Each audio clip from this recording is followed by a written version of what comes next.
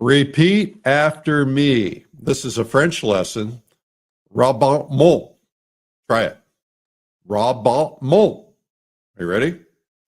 Rabattement. What on earth is rabattement? Well, we're going to learn all about it today. It's actually an art term that kind of relates back to Monet and friends.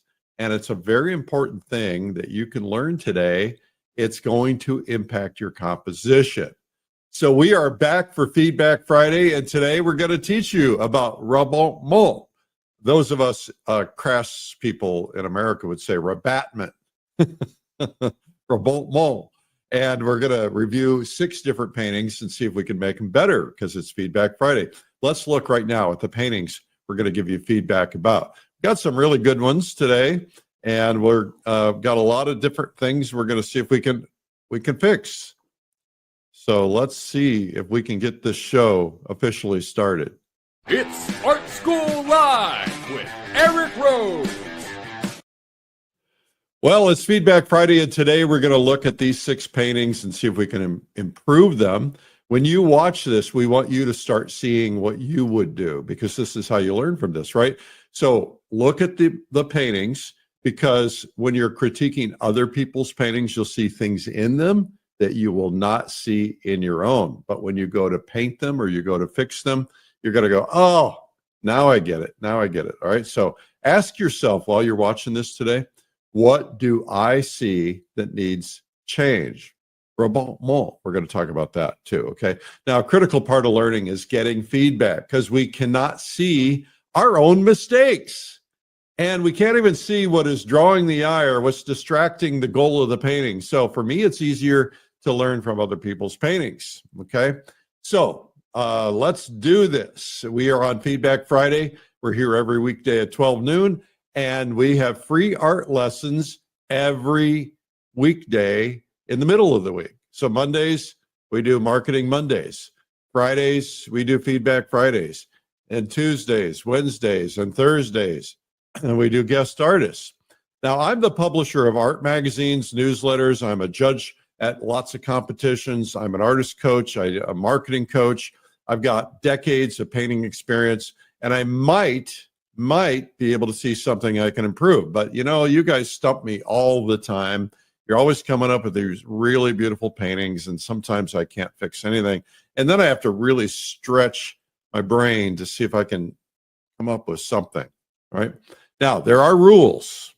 Now, in art, there are no rules, except there are rules sometimes, all right? Sometimes the rules are meant to be broken, but in this case, don't break these rules. Always be kind when you're critiquing paintings.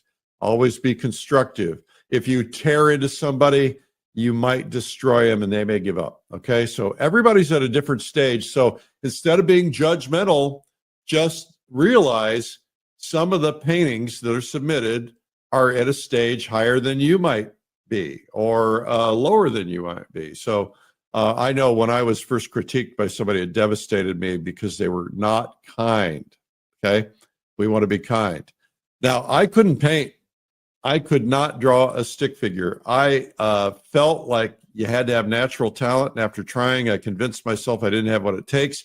I had instructors tell me that I was awful, that I should give it up. Do not do this to yourself. You can do it. You can succeed. You just need really great instruction. That's what we do. But also we have lots of other ways you can get that. But even on the bad days, you're going to have fun because you're painting and drawing. Okay. So nothing personal here. We're just going to get right to the feedback and move into this. Now, if you're curious, how do I submit my paintings? It's easy, really. You go to streamline.publishing.com/feedback. And if you make changes after the suggestions I make, send them back to us so we can look and see what you did. Okay. Are you ready? Okay. Let's look at the first one. All right. So we have a really beautiful landscape painting here. And we're going to start out by looking at the black and white version of this painting. Let's pull that up right now. So this is from Betty in Texas. It looks like Texas to me, and I'm feeling it. It feels like Texas. So Betty, congratulations. Now, for those of you who don't know, we go through a couple of exercises to make sure that we're on the right track. So starting out, I like to go dead center down the middle of the painting. I see I've got the wrong brush up. Let's do dead center down the middle of the painting. I've got a wiggly line, and we go dead center down the other middle of the painting, and that's what we're really looking for. Is there anything placed dead center on these lines? And that's something we want to kind of avoid, speaking of rules. So we're good there. Now the next thing we do is the equal thirds. So we divide the canvas into equal thirds, roughly. I'm a little off here. And we then look and see, do we have a composition where our focal point is in one of these thirds? And the answer is we do. So congratulations on that, Betty. Good job. Now also, sometimes you want to have what I call a secondary focal point, a secondary or a third, and that's a mark or something that kind of helps support, but you don't want to draw too much attention to it. So we kind of have a secondary with this path going in. We might, I think it works really well, so I wouldn't worry about it, but you could potentially bring it up a little higher. But that's really nice. And the next thing we look at are the values. Now, here's what I want you to do. Open up here and look at my face. I want you to squint. Squint. All right. Now, the reason you squint is because when you're painting, you're looking for big shapes and you're looking for values. So ask yourself this: where is the darkest value that I see in this painting? Now, the darkest values I'm seeing immediately are these values, these spots in this tree, in these trees. It's dark back here, a little darker, and there's a little dark on there, and there's some dark on there, but it's a little lighter. So the darkest is really in the trees in the background. There's a little bit of dark here. But what's happening is if these darks back here are darker than the darks up front, it will not have the sense of receding. It will not have what we call atmospheric perspective. And so you want to look for ways that you can create that atmospheric perspective. So the way I typically do that, I say this a lot. Sorry if I'm repeating. The way I like to do it is a nice dark spot up front, and you've got a nice shadow up front, and it's pretty good, but I might consider darkening that up just a little bit more. Maybe not everything, but get a tree branch or a weed or something that's just a little darker. See, now that makes those darks in the background less. And then this one here is about perfect. So I'm going to take these dark spots back here, and I'm just going to lighten them up just a little bit so that they're not standing out as being too dark. And that way they're not going to draw the eye too much back there. Now, if you wanted this to recede more, then you would take these dark spots and you would probably make them a little bit less dark and make them, like if you wanted this bush to be a little bit further back, then maybe you'd make it a little lighter. And I got a little spot of light there in the middle, and that's kind of curious. What I like to do is I like to lead somebody in, and then I like to have something else that kind of leads them out. And so that what you could potentially do is you could kind of look for a way to make this a little bit different, and then you could kind of lead the eye out there. You've got some bushes and stuff, and you might even be able to, create a little thing, and then you could put a mountain in the background. I'm not saying this is what you would see, but then it's like, oh, that's interesting. There's a mountain back there. I wouldn't put it dead center like that. And then you could have your path kind of continue into there. But let's look at the color version, because I think that's pretty exciting. Now, okay, so this feels like Texas wildflower season, and it's really pretty. I really like it a lot. Again, the tree darkness, let's get some of that darkness up in the front here. Get a little bit darker. Let's see if I can do that. I've already told you this, but get a little bit darker in here. Now, the one thing is, ask yourself, you've got these flowers and they're colorful, but where would you want the most color? And I'd say that where you want the most color is going to be in here. And the reason you want the most color in there is because that is near your focal point, right? So what if I might consider, this is probably too light or too bright, but let's just play with this for a minute. I might consider putting some flowers like right in front of this at, you know, just a little bit more intense color.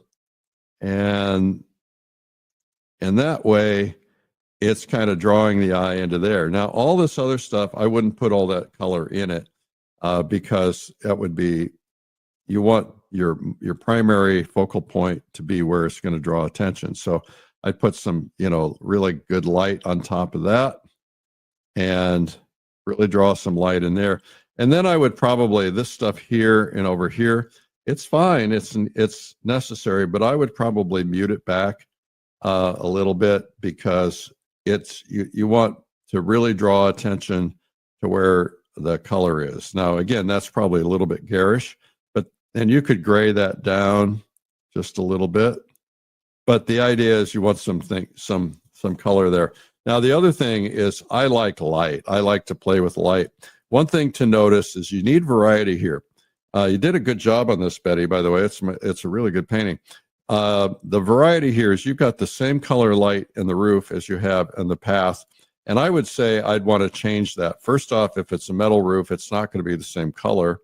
And also, you just want to vary that up. Now, what I would probably do is I'd look for a way to get, you know, roofs are oftentimes kind of a bluish grayish color, and you want to try to figure out how can I get some warm light in there.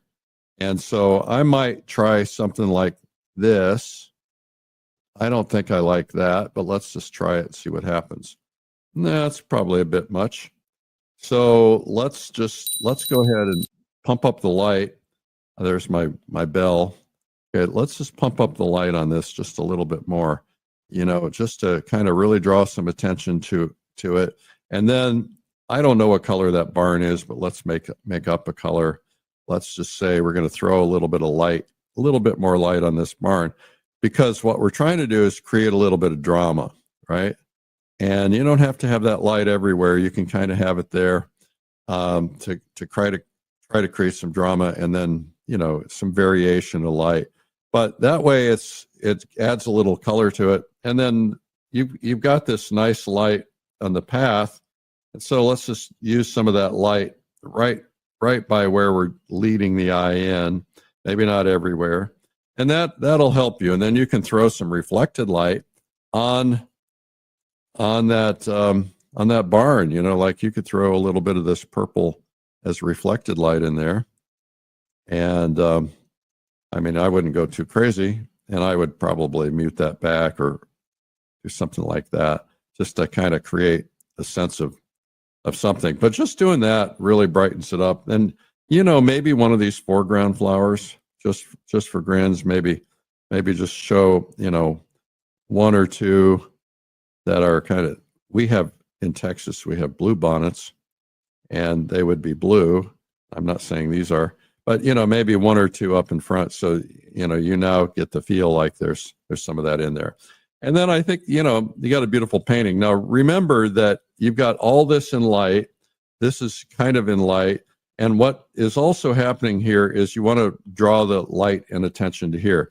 So I might probably, I know I'm late, but I'm just going to pump up the light just a little bit more right around this tree, and just to, not everywhere, right?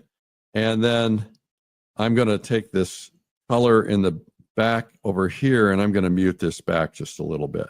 And the reason being is I don't want to draw the eye over there. I want to draw the eye over here. And so I'm just muting this other stuff back just a little bit. And then that gives me an opportunity to just really kind of draw the eye in here to this barn. All right. Anyway, I got to move on. Nice job on that, Betty. All right, Betty, what do we have next?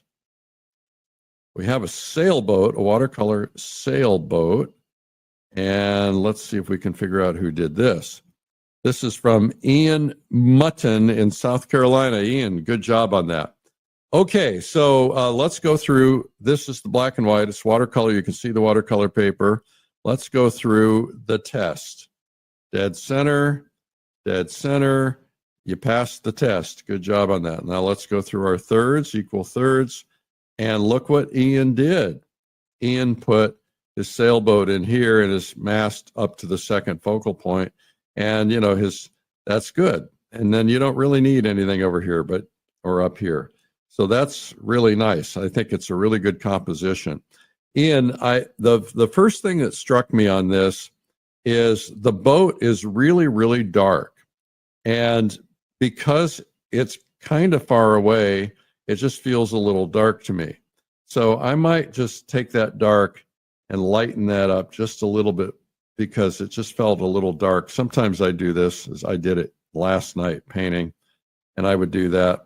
And just making that a little less dark would help. Now, keep in mind that something like this is going to be silhouetted, and you've got a lot of spots of white on there, which is kind of taking away the shape of the boat. Now, you want to have the sense that the light is hitting it, or that the water's around there. So that's one thing. Now, the second thing is you've got a lot of white in this painting. And where do you really want white? You want white in your focal point, right? So you've got these beautiful spots of white in here. So maybe we'll get, you don't want everything to be pure white, because if pure white it'll look too white in most cases. So what you want to do is get some of that white-ish, grayish white color in here. And then I would kind of mute back some of this other white because we don't want to draw too much attention to other places, like way back here. Let's just mute this back. And I would say even get a little contrast against that sail. That's a little too much contrast, but maybe we could go in here and just get some contrast to define that sail, and then simplify this. Now you've got all this activity in here, and it's good. It's what you see, but it's kind of drawing the eye. And what we want to do is kind of draw the eye into here, right? And everything else we want to kind of mute back. Now, I'm just going to do this to make a point, not to say this is what you want to do. Okay, but first thing I'm doing here is I'm just muting back a lot of this white. Now this all of a sudden looks like a calm sea, and it would be a calm sea in this scenario. But I just want to show you something real quickly. Hang in there, hang in there. I know I'm ruining your painting. But what's happening here is now it's not quite so busy, right? And so now you can still put in your whites, but you want to have your whites like really emphasized right in here, and then everything else, all the other whites you're going to put in here, you're going to mute them back, not that much, but you're going to mute them back slightly, so that when you've got all this activity in here, most of the activity is going to be pushing right around here. Now, I very rarely ever use pure white.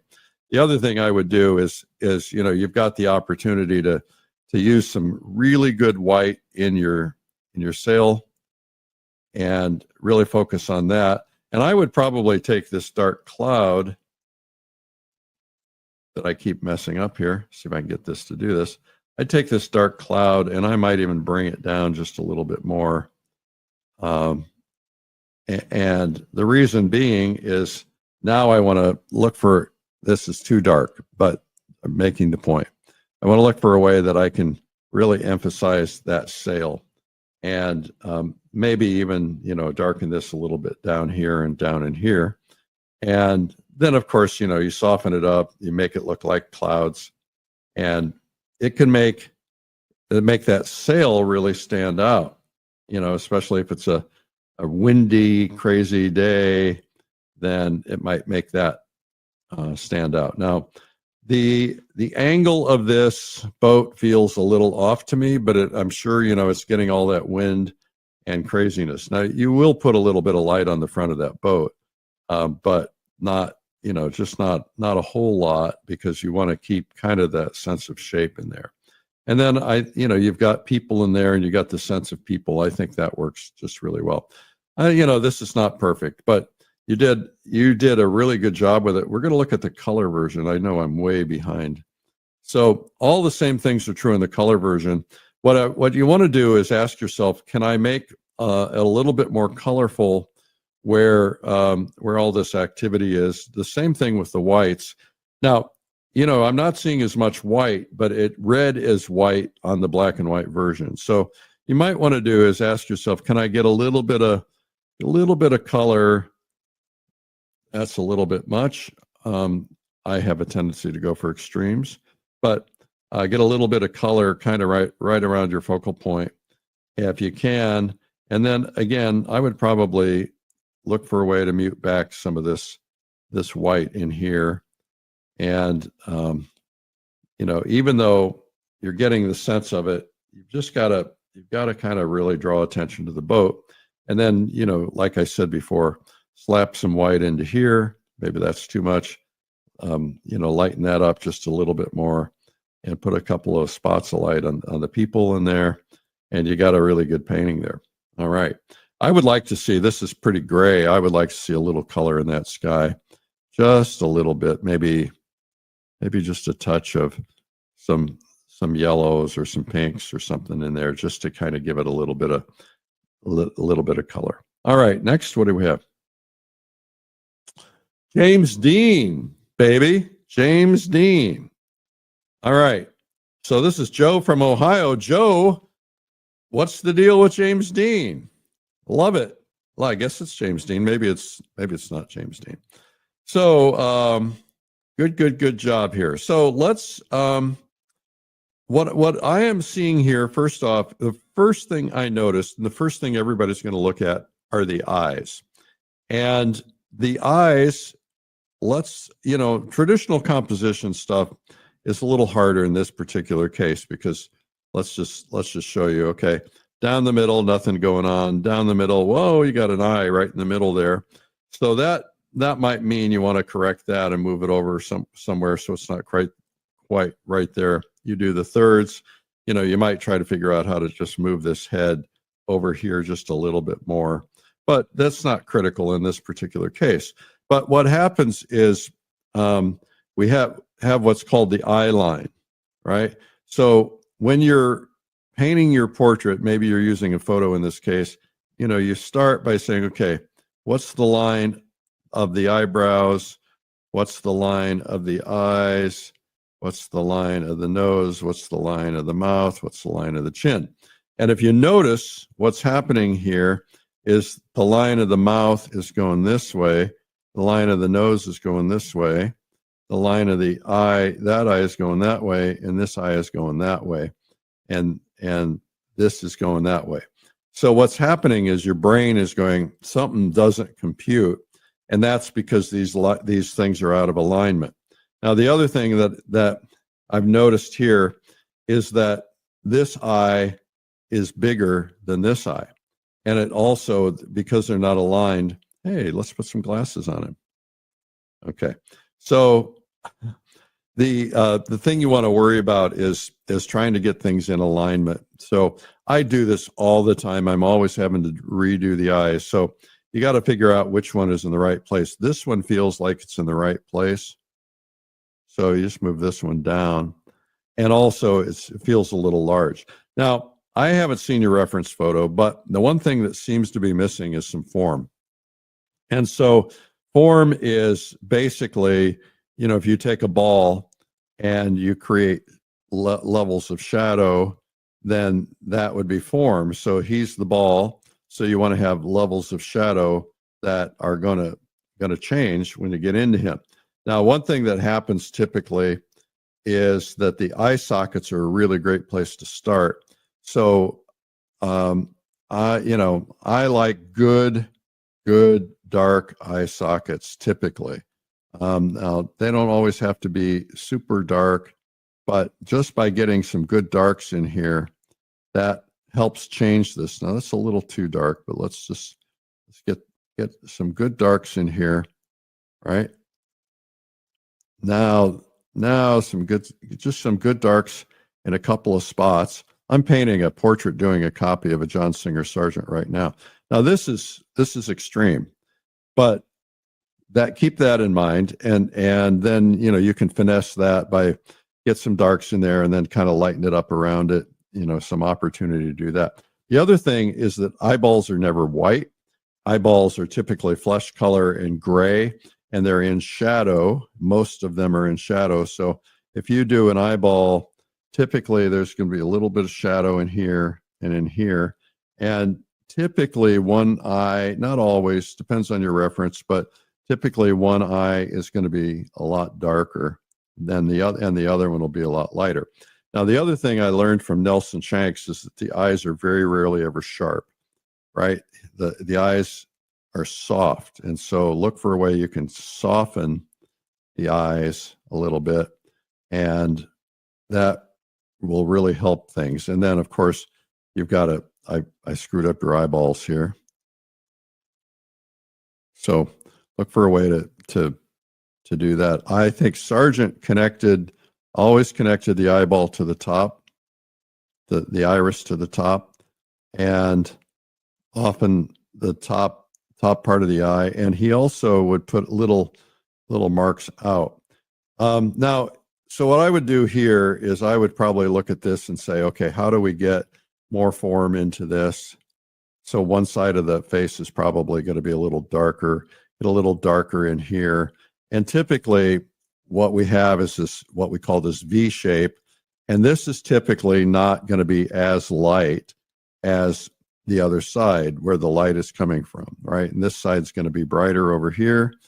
And so you're going to have to create some form and look for ways to create some form. And if you do that, that'll make a difference. Now, in this particular case, I'll show you the other version, but the reality, maybe it's Brad Pitt. I don't know. They look very similar, both good looking guys. They, black and white or brown and white kind of does the same thing. So just look at those things and play with it and see if you can get some form in here and darken those eyes, soften them up, get that a little darker in there. It's very, very close. And just some extra darks will make a big difference. Okay, nice job, Joe. What do we have next? All right, we have a landscape. Ooh la la. All right, let's take a look at it. This comes from Laura Arrows from New Mexico. Laura, well, it looks like New Mexico. All right, beautiful job. Okay, let's go through this. I want you to be looking at this and saying, okay, what would I do? And so let's start out with the dead center and the dead center, and you're doing great there. Now let's do our equal thirds, and we have nothing here. We have a focal point here, nothing here, secondary focal point here.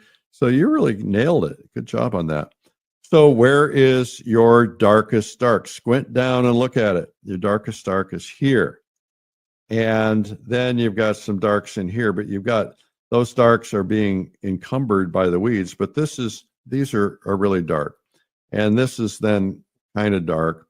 So let's look at this and see what we can do to help this. I think first off, if we can take this dark here and just bring it down, let's probably too much, but let's just see for sake of discussion. If it's in the distance, it's going to be a little further, a little less dark. Now, I'm sure I've painted New Mexico. I'm sure that's a brilliant blue color. And let's worry about big shapes right now. Let's not worry about all the details. So just by toning that back and toning this cloud back, it's going to help quite a bit. As a matter of fact, the cloud, I'm going to tone it back just a little bit more. And already that helps. See how that helps that painting? Now it makes this dark over here stand out. But then you've got this dark up here in the front. So again, you got something going on here. It may or may not help, but I would just try to somehow get some more dark into here. The other thing that's happening here is we've just got this kind of this line, and it's just kind of drawing the eye. So I would look for an opportunity to get some darks in this water a little bit more, so that it's not making this all look about that line. And you've got some spots of light that it's going to be reflecting, but maybe just kind of bring it down so that it's not bringing so much attention to all this, because what you really want to do is bring your attention over here, right? So get some good darks in the foreground.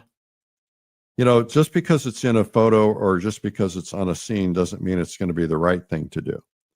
So, you get your shadow shape in, big shadow shape, and then you can go back in and place your weeds over them. And I like to connect my shadows, and I would even kind of create some depth so that that's not going off the end there.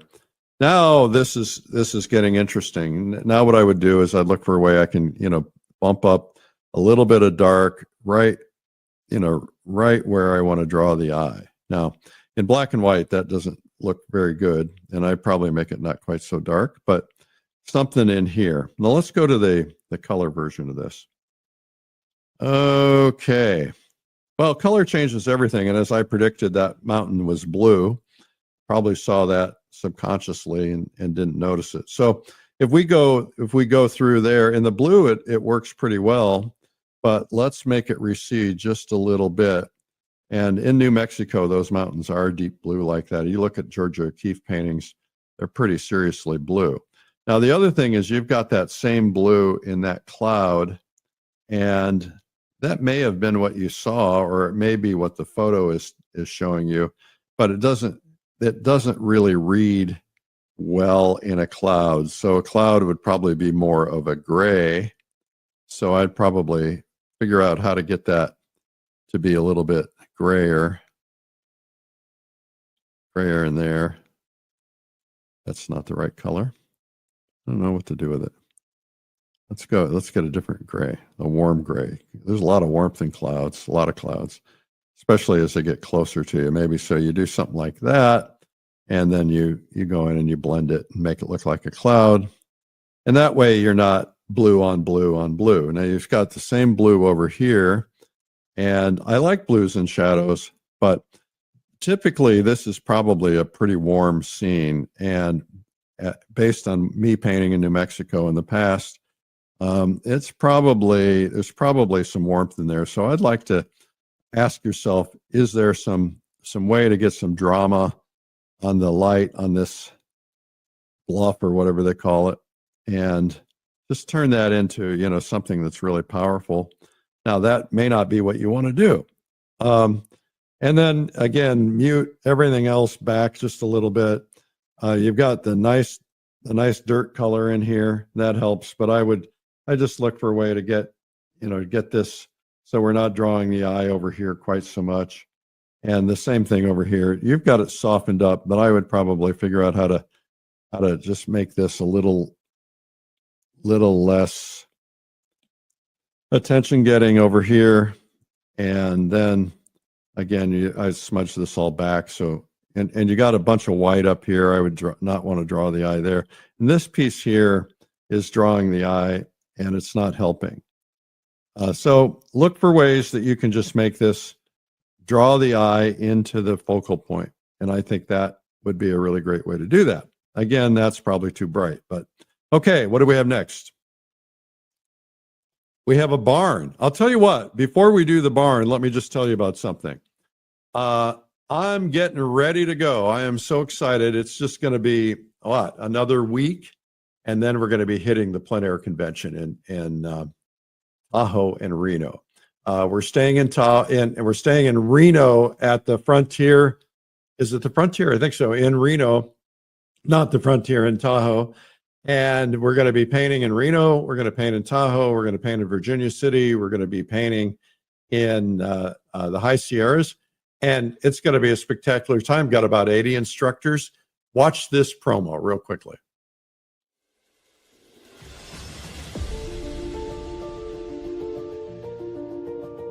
Every artist deserves a chance to discover what they're truly capable of. This is yours.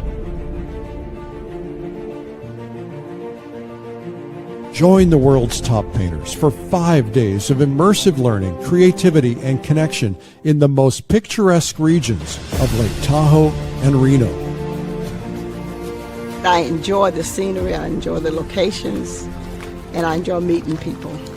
With hands-on coaching, 5 stages, plus daily painting sessions and a community of passionate creators, you'll grow your skills like never before. It's a wonderful experience. I mean, it's a wealth of information. I got personal instruction from 𝗙𝗿𝗶𝗱𝗆. Do you believe that? I'm so excited. It's just awesome to hear other people talk about painting. At PACE, you're not just learning, you're connecting. Build lifelong friendships with like-minded artists who share your passion.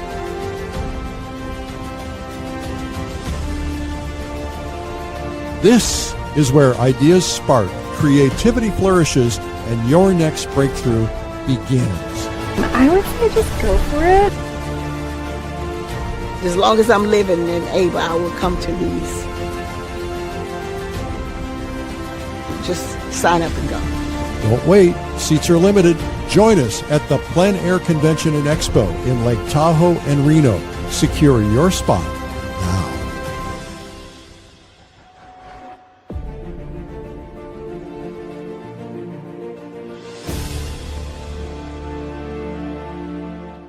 It's really fun to see what's happening. People are caravanning together. People are driving out together. People are flying in, meeting at other places, and then going painting there. It's going to be a really great time. Really, I think, kind of a life-changing event. So we hope you'll come. This is like the 13th annual, and it would have been the 15th annual, but you know what happened for a couple of years. Okay. The other thing is that we're going to Switzerland. I'm taking a group of people to Switzerland. We're going to be painting in Switzerland this fall. We don't have very many seats left. It's going to be a spectacular trip. You want to check it out at paintswitzerland.com. Okay, we're going to get back to our barn painting now. We'll pull up the color version, and now let's look at the black and white. So this is from Sheila in New Jersey. Sheila, really, really nice job on this. Congratulations. Okay, we're going to go through our typical test program. Well, the first thing we're going to do is go dead center. And we're going to go dead center here. Does anything look like it might be happening here? Well, what's happening here is you got the peak of the roof dead center.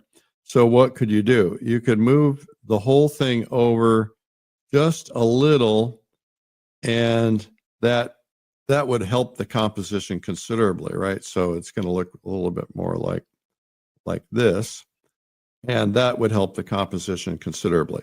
Now, let's look at the equal thirds, what I like to call the tic-tac-toe board. That's not exactly equal, is it?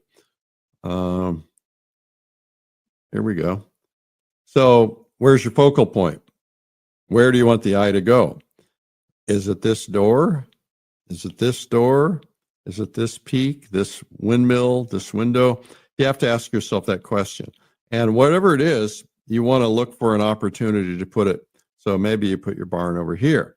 Now, the problem that I'm seeing here, Sheila, is this feels claustrophobic to me. It feels like it's too closed in, right?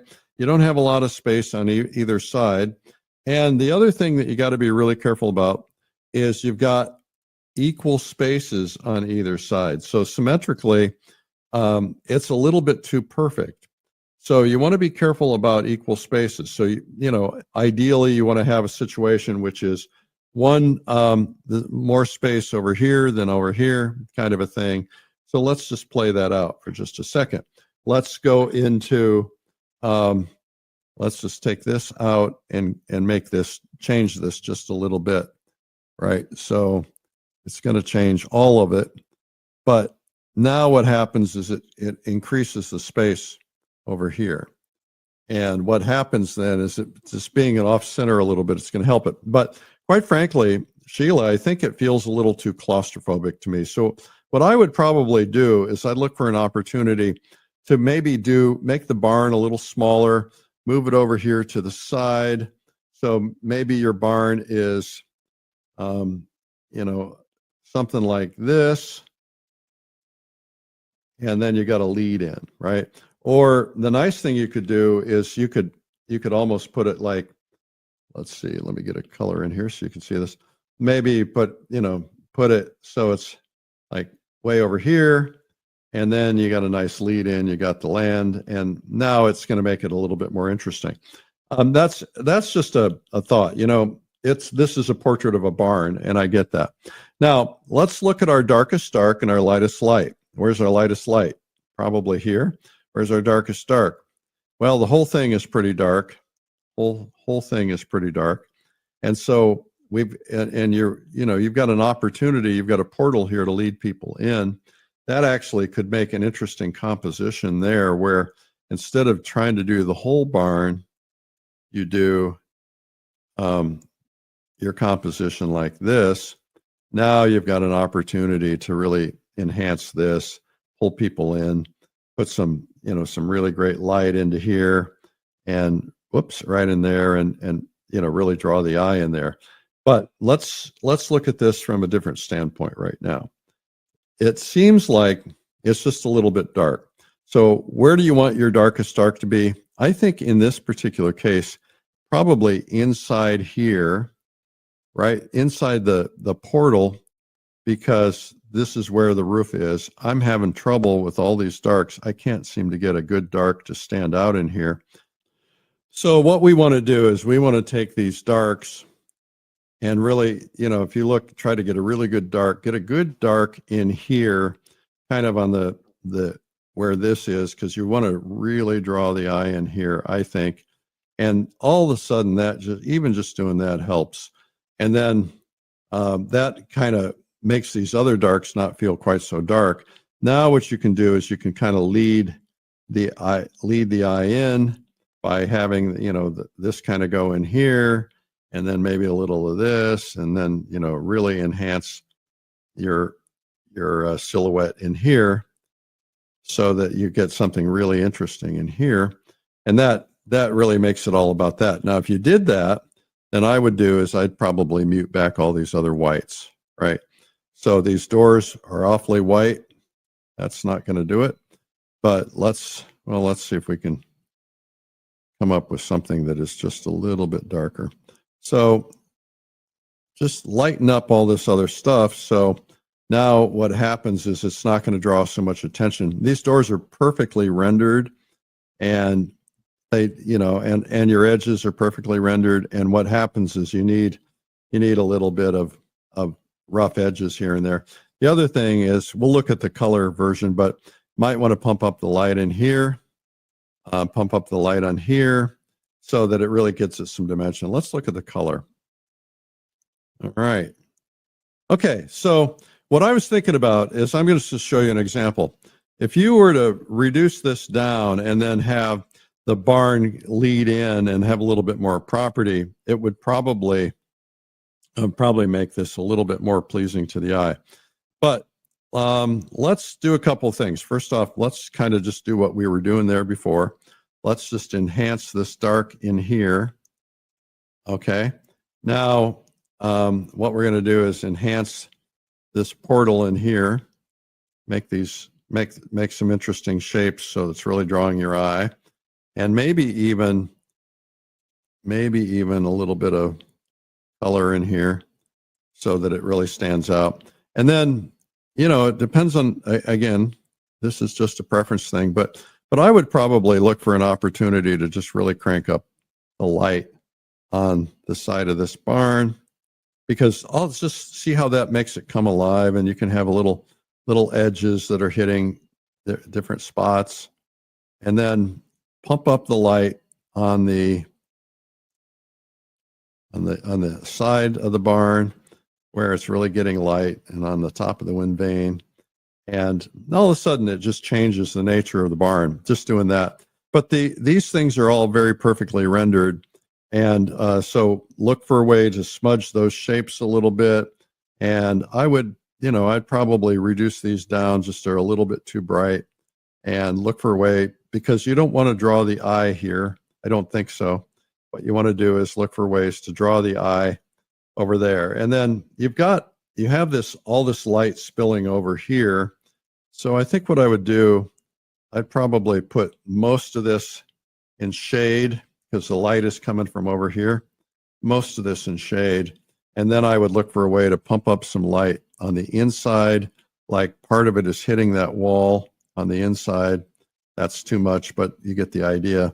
So it's like, oh, this is really interesting. And then you can pump up the light back there, and it's going to make for some like really cool scenery so that it really draws the eye in there. Anyway, that's what I would do. Good job on that, Sheila. Pretty little Sheila. You probably hate that. Okay, next we have a portal or a window. And this is from Margaret in Austria. Margaret, welcome. Thank you for tuning in from Austria. Okay, so let's look at composition first. And again, this is a little bit of a difficult subject for a regular composition, but let's look dead center. All right, so we don't have anything going dead center. That's really good. Now we also have, if we do equal thirds, now we have, this is really interesting. We have the doors are on the equal thirds, and we're going to talk about that in a little bit. And so now the question is, where on this door do you want to call the attention? Now, the first thing that I noticed was this crooked door, and it's okay if it's crooked, but is it crooked because it's falling off, or is it crooked because your perspective is off? I think that's what's happening. Perspective is off there a little bit. So let's actually, that'd be like that. So something like that, same thing like that, same thing like that. Look for making sure your perspective is right, because that'll throw things off pretty quickly. So you want to make sure that you've got your perspective lines figured out. Now, the next thing is, where do you want to draw the eye? You've got all this detail, and it's really lovely detail, but there's lots of detail here, lots of detail here, lots of detail here, lots of detail in all of this. The only thing that's peaceful is the sky and that. And I like that. And, you're showing a city or something, but there's just a lot of busyness going on. So the question I have is, how do we reduce some of the busyness? And I would say probably by muting some of this back just a little bit. You don't have to show all the detail and everything. You can have a sense of detail, but maybe mute that back a little bit, maybe even mute part of this back just a little bit. So it's just like not everything is detailed all over everywhere, so that you'd have a little bit less detail showing.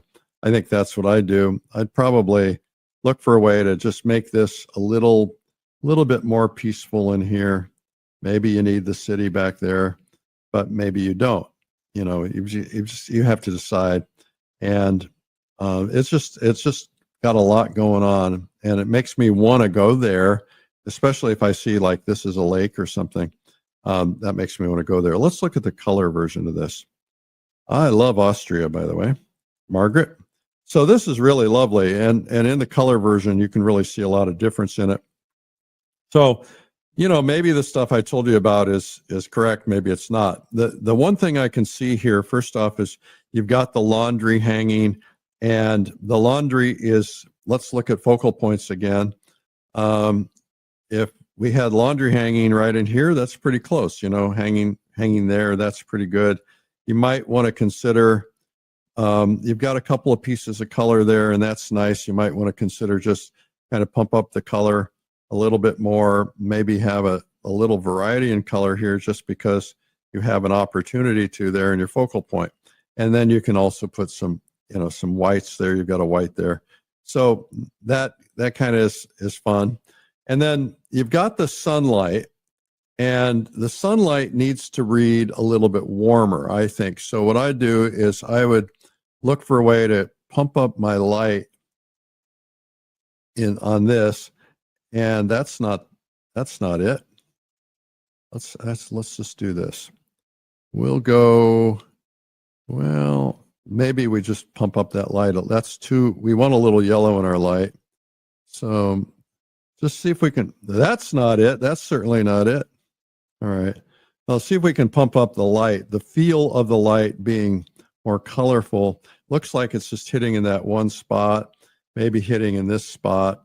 And then this could go almost blue, slightly blue, same value. And now that's probably brown stucco, and so this may not work. We could put a little brown into that so that it probably something more like that. But just make your light more dramatic. I would just eliminate the light over here because it's not going to help. It's just going to draw the eye. And then look for spots where you can really pump up the light in some of these areas that are really interesting, right? So doesn't have to be everywhere, but look for ways to kind of really pump up the light, and then maybe even pump up the light back here somewhere so that you're showing that there's that light is showing through. And so this is kind of an interesting piece. You've got some light on this window over here, and so I might just pump that just up just a touch too, just to maybe not everywhere, but just a couple spots just to show, hey, there's a little bit of light. So this is complicated. And I think we just got to figure out how do we decomplicate it a little bit. And I'm not so sure. I mean, it's so lovely. So maybe it's by taking these plants and maybe they're not so sharp everywhere, just so look for a way to kind of get rid of some of the busyness, even though that may be what you see. Sometimes the busyness is getting in the way of the painting. Just, make it just a little less busy. That could still be a city, but you soften that up, makes a big difference. Okay. Anyway, we have any more? Oh, we're going to do composition. Okay.